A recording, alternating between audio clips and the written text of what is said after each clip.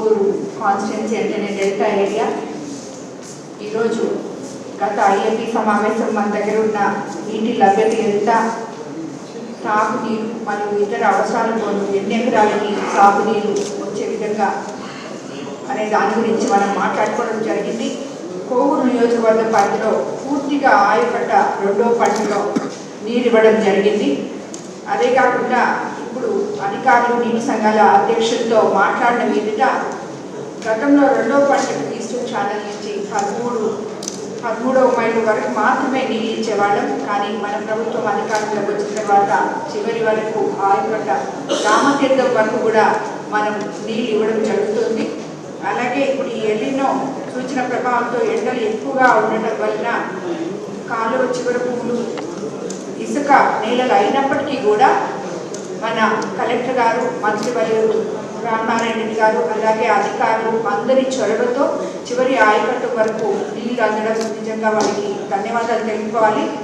అలాగే ఈరోజు నెల్లూరు జిల్లాలో అక్టోబర్లో, నవంబర్లో మనకి అధిక వర్షపాతం ఉంటుందని మనకు అందరికీ తెలుసు.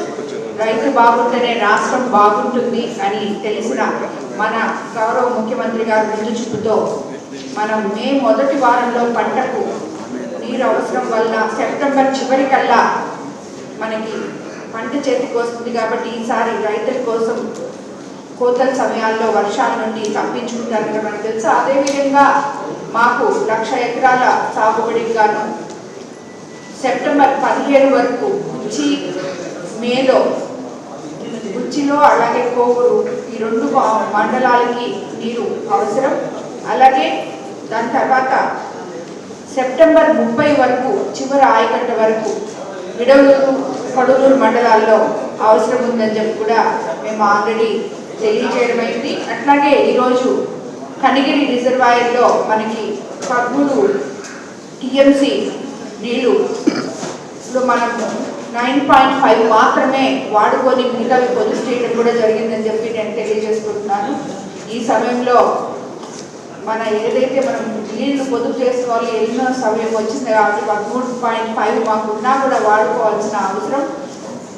మేము పొదుపు చేస్తూ 9.5 వరకే ఇప్పటి వరకు వాడాము. కానీ చివరి ఆయకట్టు వరకు నీళ్లు మనం ఆల్రెడీ ఇచ్చుకోవడం కూడా జరిగింది.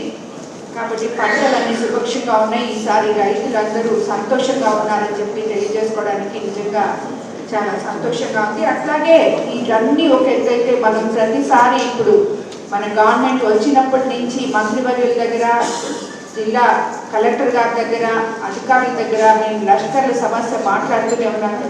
ఎండనక వాననక వాళ్ళు ఇప్పుడు ఈ ఎలినో అయితే కానీ వర్షాలైతేనేమి, వర్షం లేకపోతేనేమి లష్కర్లు తీసుకు Nellore Narayana medical academy 2026 NEET ఫలితాల్లో ప్రతి ఇద్దరిలో ఒకరిని మెడికోగా తీర్చిదిద్దిన ఘనత కేవలం నెల్లూరు నారాయణ మెడికల్ అకాడమీదే. రాయలసీమ రీజన్ పరిధిలో 1000 లోపు 8 మంది విద్యార్థులు ఆల్ ఇండియా టాప్ ర్యాంకులు సాధించడమే కాకుండా ఏకంగా 45% మంది విద్యార్థులతో 400కు పైగా మెడికల్ సీట్లు సాధించిన ఒకే ఒక్క విద్యా సంస్థ Nellore Narayana medical academy. Long term క్లాసులు ప్రారంభమైనవి. సంప్రదించండి.